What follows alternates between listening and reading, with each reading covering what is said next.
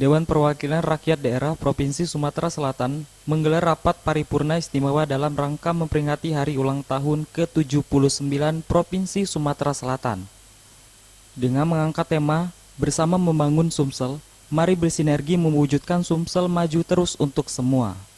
Gubernur Sumatera Selatan Herman Deru menyampaikan capaian-capaian pembangunan yang telah diraih oleh Provinsi Sumatera Selatan selama ini menekankan pentingnya sinergi antara pemerintah dan masyarakat dalam meningkatkan kualitas hidup masyarakat. Ini bukan sekedar ritual yang namanya peringatan ulang tahun di paripurna ini, tapi bagaimana kita introspeksi apa yang sudah kita perbuat. Kalau kurang kita perbaiki, kalau sudah baik kita tingkatkan. Dan saat ini yang sedang kita perbuat apa untuk daerah yang kita cintai ini. Yang berikutnya kita merencanakan apa ke depan. Utamanya kita mempersiapkan generasi muda dalam menyambut bonus demografi 2045. Isinya, pendidikannya, kesehatannya, dan saat ini kita fokus di infrastruktur.